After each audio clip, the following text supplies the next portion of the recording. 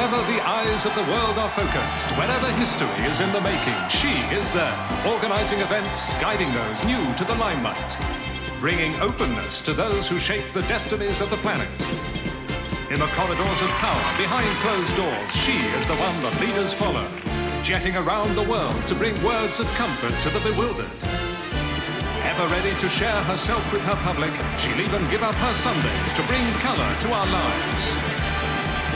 Interrupting her busy schedule to be with us tonight, ladies and gentlemen, Dame Edna Everage.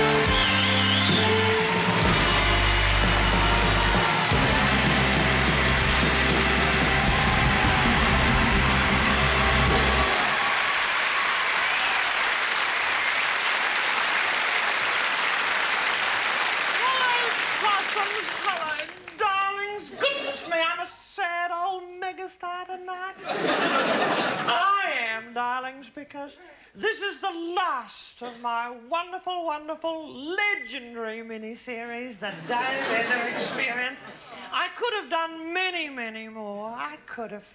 But London Weekend couldn't afford it. It's as simple as that, I'm afraid. But, of course, I think 6 legendary shows are better than 106 merely magnificent ones, aren't they? And, you know, medical people have warned me that there's going to be a massive outbreak of PEDS when this show is over. Do you know what PEDS is? Well, it's a little medical term. PEDS. It's post-Edna Depression Syndrome. It's what happens to people when I'm off the air for about 5 minutes or out of the headlines. But I want you to carry on regardless. Life is worth living. I can't be around forever, possums. I can't. I wish I could, but I can't. I'm sorry. And sure enough, there'll be someone filling my slot when I'm gone, won't there? There will. There will. So I want you to draw whatever meagre nourishment from that you can. Now, the group most affected by post-Edna Depression Syndrome are the biggest group that watches me, my biggest audience in the growth industry, yuppies. Yuppies. I'm not quite sure what that means. I know I'm the femme fatale of the Filofax fraternity, so I think it's young, unattractive parents without partners. I think that's what it is. Of course, I am a yummy, aren't I? Which is a youngish, upwardly mobile mother and megastar. And I have a marvellous, marvellous little lineup of guests tonight. I have the first guest on my wonderful, wonderful show tonight is Sir John Mills, and he is a frothy, which is a fabulously regal old thespian. My next guest is Cynthia Payne, who's a hussy. That means a happily unmarried, sympathetic old sex pot. And my big star tonight is Rudolf Nureyev, who's a droopy, a dancing Russian with overwhelmingly obvious personal proportions. I mustn't, however, forget my little old friend and bridesmaid, Madge Allsop. Hello, Madge. Hello. How are you, darling? Hello, Possum. Poor old Madge, she's a bit of a spooky, isn't she, really? It's a self-pitying, odorous old killjoy, aren't you? Oh, spooky, that's my word, isn't it? It's really the in-word spooky. I started it sweeping the world like Dutch elm disease. Don't be caught not saying it. Let's hear you all say spooky. 1, 2, 3. Spooky. Lovely. Well, Well, my first guest possums tonight is someone that London Weekend, well, they tried to stop me having on the show. It's as simple as that, I'm afraid. When I suggested that I wanted this guest along, they said, no way. That tired old phrase, I hate that expression, no way. I said, no way, no way. I want Cynthia Payne. I want Cynthia Payne. I don't think I'm the first person to have said that, Because, possums, I'm not just an actress. I'm not. I'm a social anthropologist. Call me old-fashioned if you like, that's what I am. And it is my duty to probe, swab, and if necessary, smear my guest. I'm going to subject little Cynthia to the most extensive probing that little mite has ever had. I'm going to subject her to the Dame Edna experience. What has that woman been guilty of? What? I read in my little documents that they gave me, the little brief. She'd been accused of nothing more than running a disorderly house. Good heavens above. I mean, you could put every woman behind bars for that, couldn't you? I mean, we don't all like hoovering, do we? Or for heaven's sake, we could all be on trial, couldn't we? So, I want her now. Your applause, please, for Madam Cynthia Payne.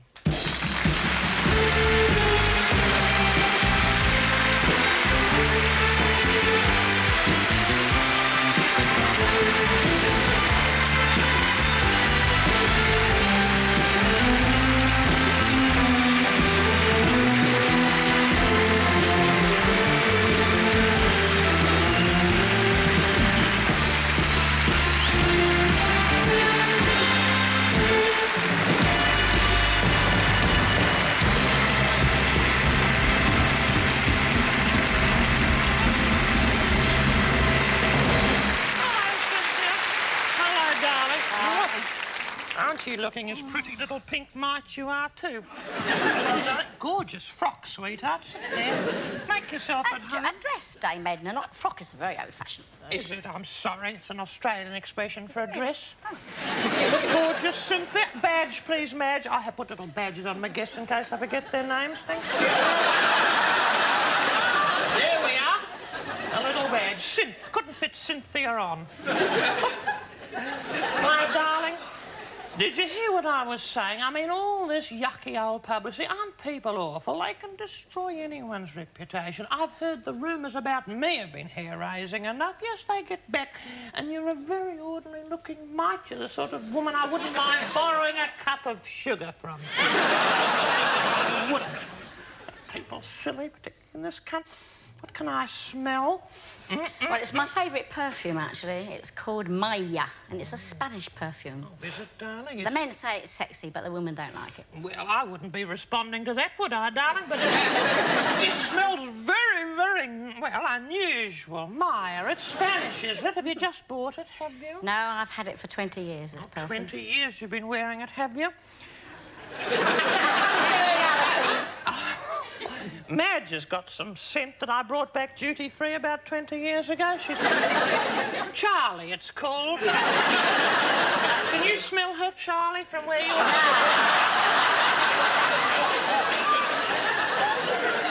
I think it's gone off. It smells a bit like fly spray at the moment.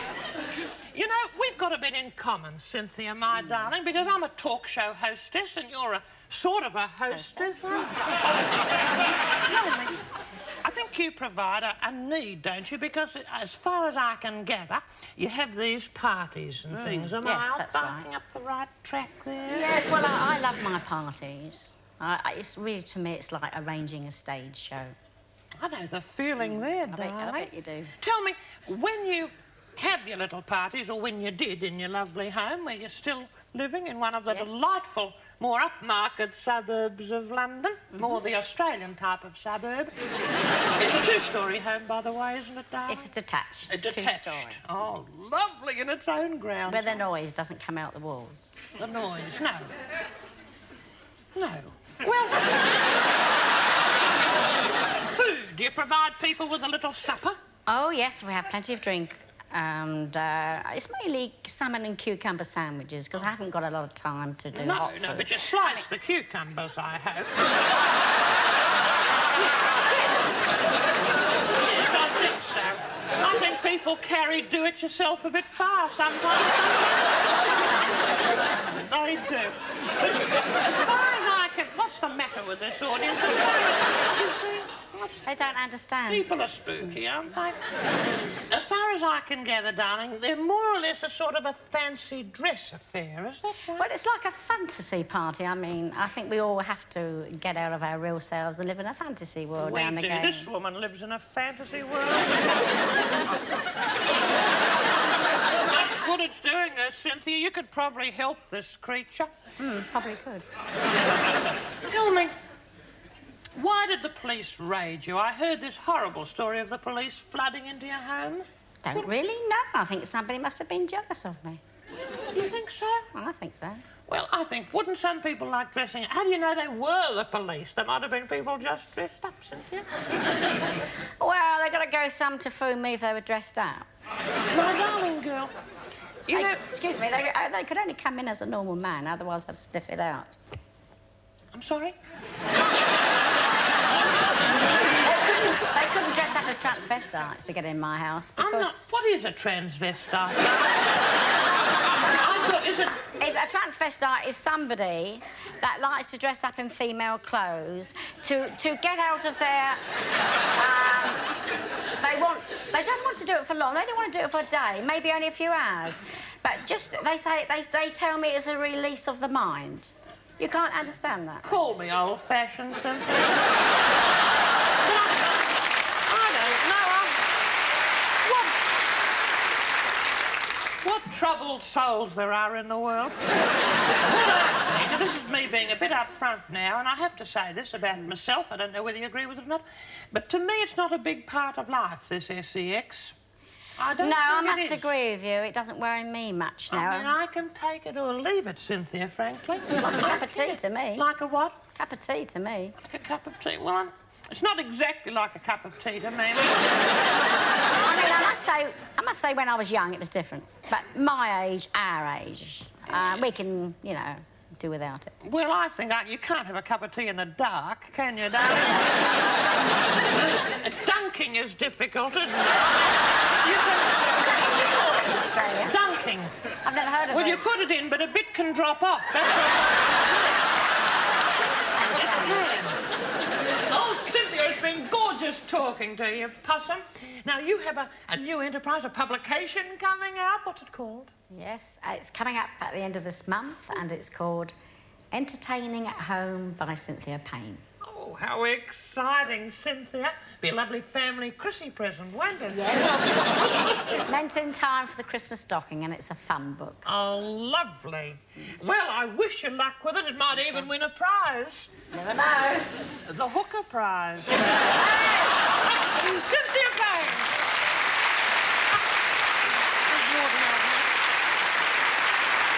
What a merry little mite. As I was chatting to her, my mind was starting to stray a little bit. What a lot of subjects we covered, didn't we, Cynth? We did. I like a bit of girls' talk, but I'm suffering from the jitters. Not exactly the jitters, but first night nerves. Do you know why?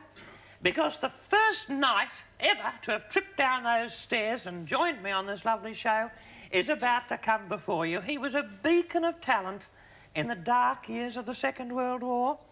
He's the father of our very much loved Hayley Mills. He's one of the busiest actors on the planet. Your ovation for distinguished little Sir John Mills.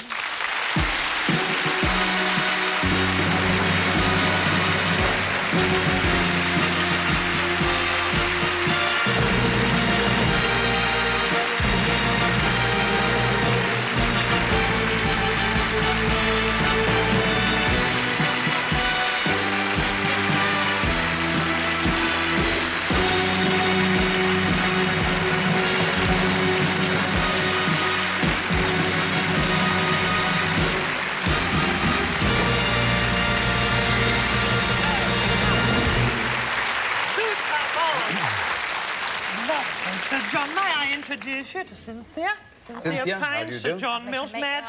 Madge Allsop, my bridesmaid. Thank you, woman. Now, Dame Edna, I hope you'll forgive me if I seem very, very nervous tonight. But, don't be nervous with me. Well, I am, because I've really been a tremendous fan of yours for years. My whole family have. And Haley and Juliet and Jonathan and Mary, my wife, we've watched your career for years, and I'm really terribly thrilled to be here so close to you. In the flesh. We're going to get closer and closer to... I'm thrilled to have you on the show, too, because in a spooky kind of way, I think you won the Second World War single-handed for us. Miss Payne here, little Cynthia, yes. She's affiliated with our entertainment industry in her own way. Yes. I don't know whether I should say this, darling, but she's been described as running... well, what? A house of ill repute, a highly reputable house of ill repute. Really? Yes. But you wouldn't know anything about that, would you, darling? Well, as a matter of fact, I do know a little about it. What way? Yes, well, is this confidential? Of course, this is between ourselves. Yes, well, this must go no further, yes. viewers. I mean, nobody's listening. No. Well, I was very young. At the time. I was about 19, it's several years ago now, and I was on tour in the Far East with a company called the Quaints. And the what? The Quaints. The Quaints? Yes, the Quaints. And we were a very strange little lot, and we played all sorts of plays, Hamlet and Julius Caesar and musical comedy. Anyway, the night in question we're talking about, we were invited to go to a certain house of sort of, well, perhaps ill repute. And I was 19 years old, and I went along, and I felt rather nervous, and we ushered in, and Madame said, look, if you come into this little room here and sit down, and you look at the mirror here, it's a double-way mirror, they can't see you, but you can see them, and you look through, and you'll find something very, very entertaining going on. I looked through the mirror, and the door opened in the room, and a very attractive young lady came in, and in a very nice dressing gown, and undid the top button, and then sat on the bed, and a young man came in. And he came right up to the window, and he looked in the window and went like that, and stared straight at us, of course, not being able to see us. And I looked at the company and looked at him, and it was our juvenile lead. How embarrassing, darling. Oh, luckily, Sir Lawrence has managed to live that down. I didn't mention his name. You are very popular in Australia, Sir John Mills. Can I call you Johnny? Well, I'd be very, very flattered, Dame Edna. Please call me Edna. Edna. Oh, may I really? I'm well, sorry, thank you very please. much, Edna. Let's drop the honorifics. Yes. But you never stop working, of course, and your family's the same, a showbiz family. Is there any rivalry within the family? No, I don't think so, no. We've all worked together, and it's all been very satisfactory, really. Haley was a strange one. When I made Tiger Bay with her, I knew that what the press would say. They would say that, you know, I was wiped off the screen by my daughter. I knew that for sure. And I was. I mean, she was wonderful. Well, you know, absolutely marvelous. And on Sunday morning at the farm, I went to look for the Sunday papers to see what the notices were like, and I couldn't find them. And Haley had hidden them under the cushion on the couch. Bless her just in heart. case, Isn't you know, that lovely? Yeah. We've always adored her, and you are our first family in the theatre, very much so.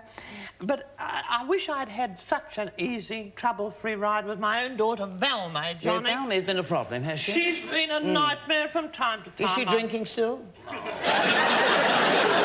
on the Valium bottle, it said, take with liquid. Well, I thought there was no alcohol with Valium, isn't there? Well, no, you shouldn't. Valmay, she does it in defiance. I made the mistake, Johnny, of opposing her. You see, it's difficult, Cynthia, when you're a megastar. Yes. Because it's a role model. They have the terrific problem of living up to you all the time. And, of course, it's very, very difficult for her. Edna's, Dame Edna's daughter. It's always been along. She's got 3 little beautiful kiddies, Mervyn there. I've sent them all to Switzerland. They're at school in Switzerland, the kiddies. She gets on with her act. She's into flotation therapy. She's floating in a tank.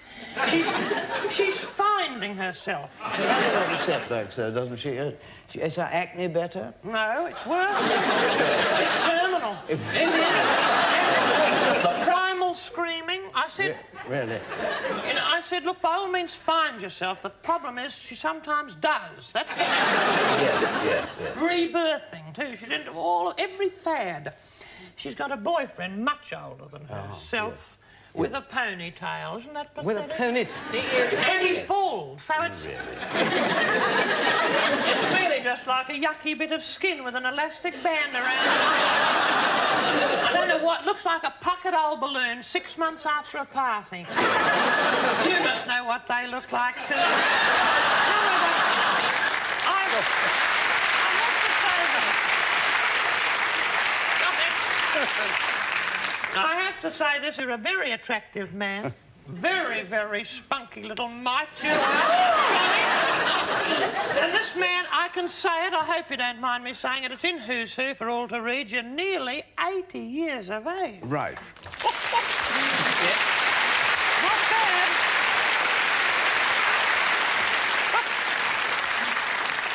Something to be proud of. Never considered retirement, I suppose, Johnny. No, I think that's a dirty word. Would you retire, Dame Edna? I'm sorry, No. I wouldn't. No, I wouldn't. I couldn't dream of it. I think that...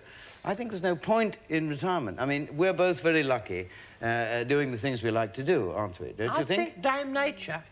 I'll say this, Dame Nature has given us all in her own ways a gift, a precious gift. Yeah. Well, she's given you a semi-precious gift, Cynthia. A precious gift of entertaining people, and I think it's our duty to pass it on. Sorry, but I do. I think Sorry. so. Call me old-fashioned. Yeah. I don't even believe in dying, frankly. No, I'm into cryonics. Do you know what that is? Cryonics? They snap freeze you. They do. Really? Yeah. Yes, I put tenders out. I have Bird's Eye and Findus are both got Cynthia, would you ever consider retiring, my love? Retiring, no, I'd like to be an MP before I die. Oh, would you? Oh. I'd like to get our stupid sex laws changed in this country. The sex laws?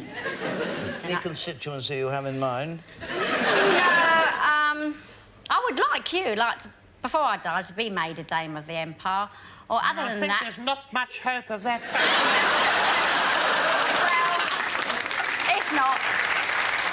Well, if not, I'd like to be Chief Whip. Cynthia!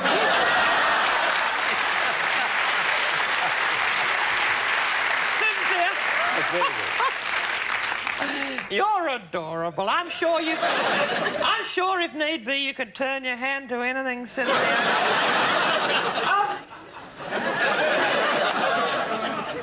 So you wouldn't go back to a proper job at all. What did you used to do before you were an actor?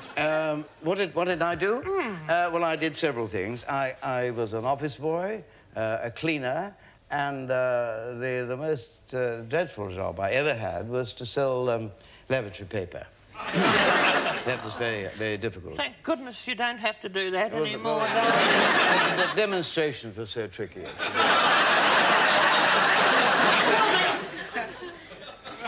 We know of you as a continuing ornament to our theatre and our movie world. I mean that.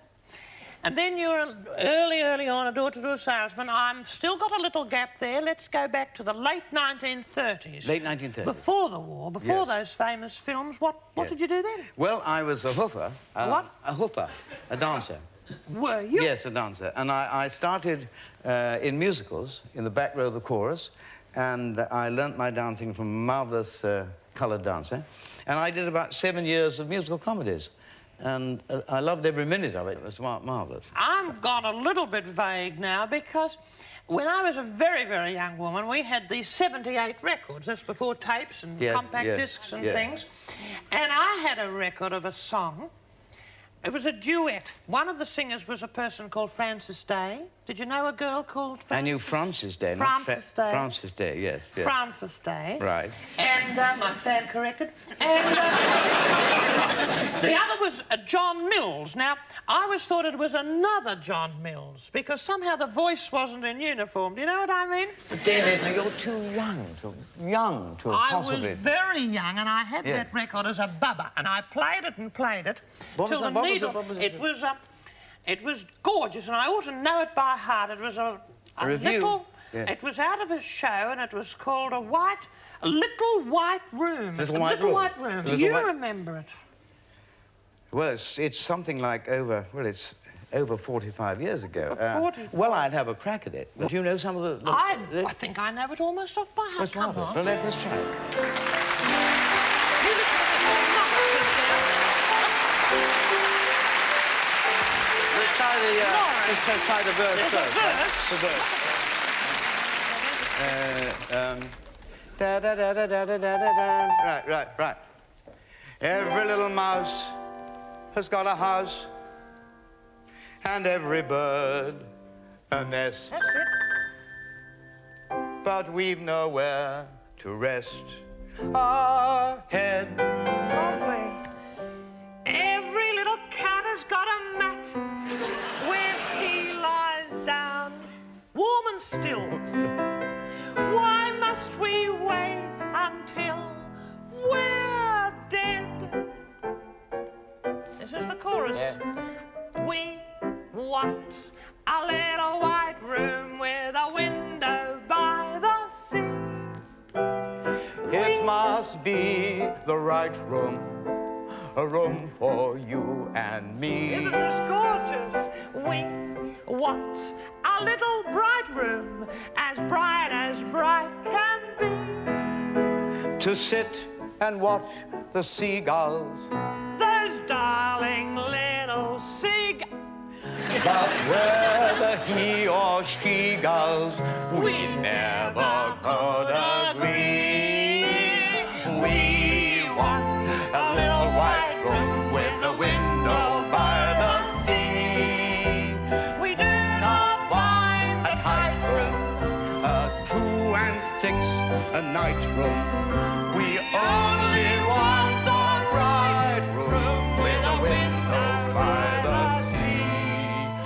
With a window by the sea.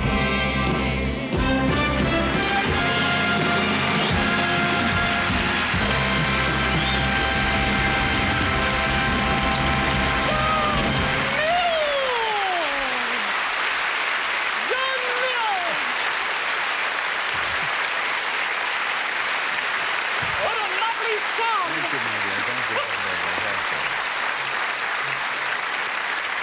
Thank you, John Mills. And after this break, Rudolf Nureyev. Don't go away.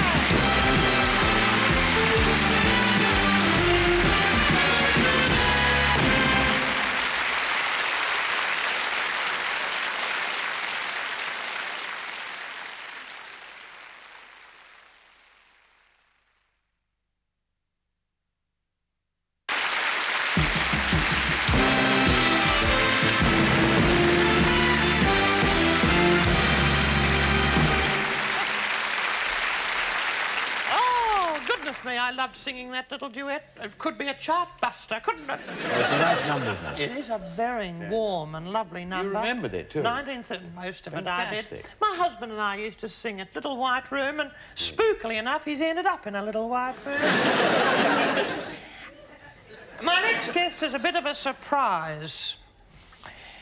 It's my manager, Barry Humphries. You know, he's a cheeky person. A small print in that contract of mine with London Weekend Television, and he wrote in there without me noticing that he had to be one of the guests on this miniseries. Some people say Barry Humphries is a comic genius, a giant of world satire.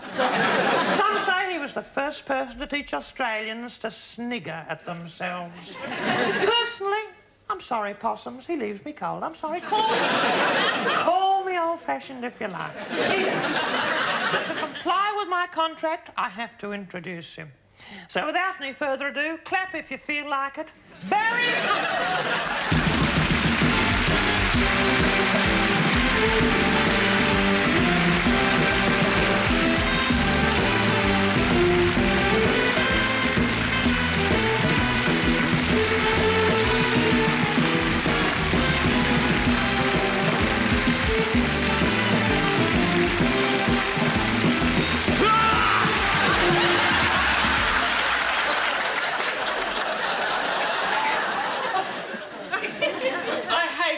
abort Barry Humphries then, but I'm sorry. Such is the technology on my set.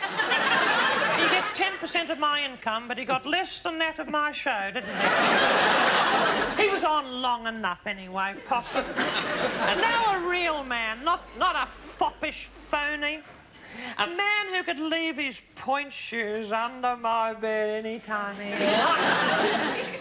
I saw him in Melbourne dancing to the strains of Dame Margot Fontaine. Your bouquets, please, for Rudolph Nureyev!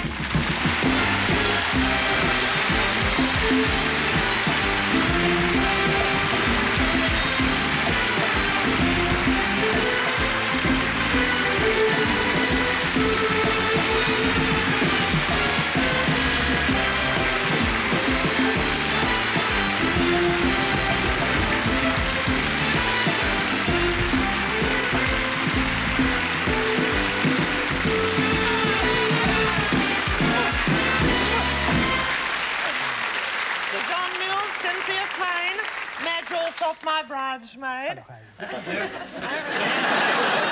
Gorgeous. Oh, make yourself very much at home, you handsome devil.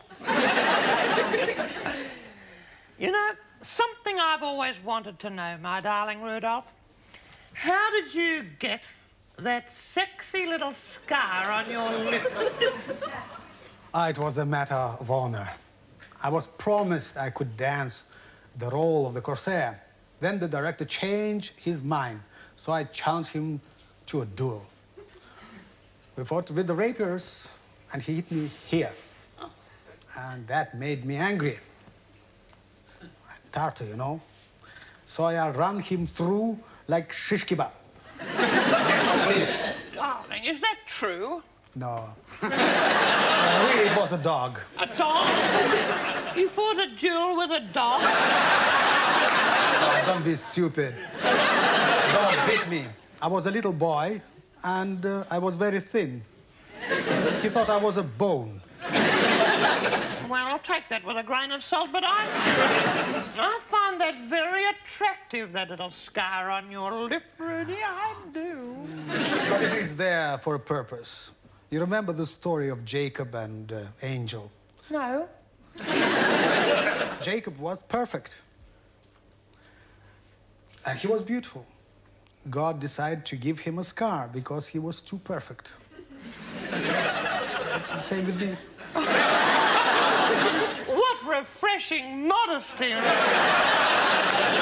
Tell me, darling, to keep as gorgeous as that, do you have a daily routine at all? What do you do? Well, this morning I got up at 6 o'clock. Then I went back to bed again till 10. I got into my practice clothes. And I was at the bar for 4 hours. But this is England. The pub closed at 2:30. What about your health routine, Sir John? Well, I'm pretty strict. I take it very calmly, and I get some exercise, and we'll do some yoga and some exercises, and have lunch, and all put my feet up after lunch for an hour, if I possibly can. And then the show, and I find everything's aimed at 8 o'clock in the evening. I think the day is just nothing until you get to 8. Putting your feet up's important. I think you learnt that early on, didn't you? I'm afraid I'm not so disciplined. I mean, I don't get much up out of bed before 10:30. And then I have 7 cats to look after. They're mostly strays, so I spend a good hour feeding those. And then I go out in the afternoon and look around the Oxfam shops to see if I can see any bargains. And, but this last year's been a bit hectic for me, so I haven't been able to do any of these things Well, this you're year. looking very fit on it, my darling. Afterwards, I'm having a latish night, aren't I? We're having a little candlelit supper out at my place. I like Russian speciality. Russian specialities. Toad in a hole, Bubble and Squeak, and Spotted Richard. Spotted Richard, you mean Spotted Dick, don't you, darling? Something with spots on it. I'll scratch your back if you scratch mine. My darling, in a way, we're both defectors. I defected from Australia. I defect from Australia quite regularly.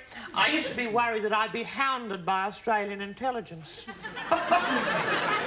Then I found out there wasn't any. No, I mean jokingly. I do. Talking of intelligence, Rudolph, what were your favourite subjects at school when you were a little bubba? What did you like studying? Little baba? What do you mean, little baba? When you were a little boy, what did you like studying, Possum? Geography. Did you? Geography. Why? I would look at the map and dance everywhere in my mind.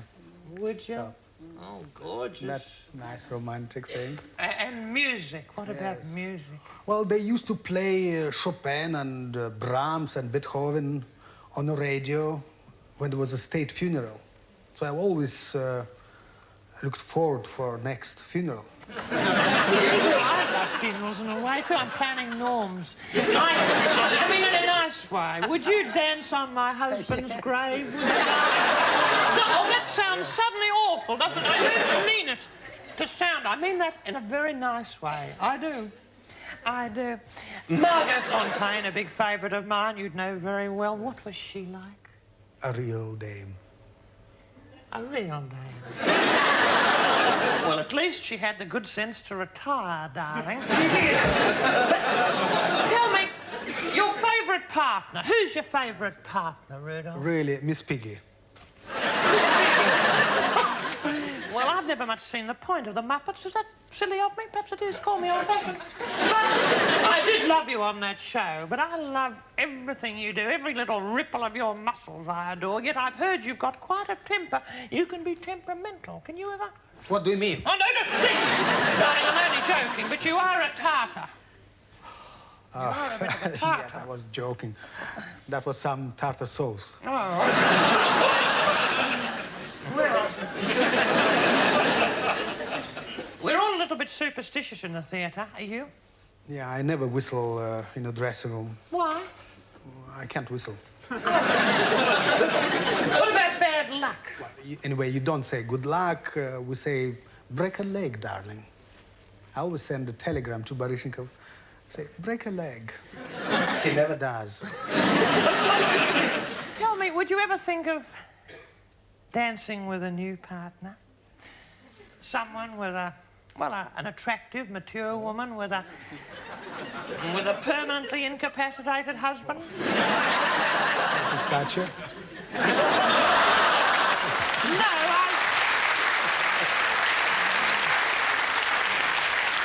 I wasn't thinking of Mrs. Thatcher. I was thinking of me, Rudolph. Well, I have a rule never to dance with someone who is perhaps too old, too tall, too heavy, and with 2 left feet. I'm more of a singer than a dancer, darling. I am much more of a singer than a dancer. Well, I can sing too, maybe. Shall we dance? Well, no one would understand you, frankly, if you tried singing. I hate to say that. No one would understand a word you were saying, my dove. What about you? I haven't understood one word you said whole evening. Well, let's call the whole thing off. Sounds like the cue to a song. Things have come to a pretty pass. Our romance is falling flat. For you like this and the other, and I go for this and that. Goodness knows what the end will be. Oh, I don't know where I'm at. It's plain to see we two will never make one. Something must be done. You say either, I say either. You say neither, and I say neither. Either, Either, neither. neither. Let's call the whole thing off. You like potato, and I like potato. You like tomato, and I like tomato. Potato, Potato, tomato. tomato. Let's call the whole thing off. Oh, if we call the whole thing off, then we must part. And oh, if we ever part, then that must break my heart. So if you like pajamas and I like pajamas, I'll wear pajamas and give up my nightie for me. No, we need each other, so we better call the calling off. Let's call the whole thing off.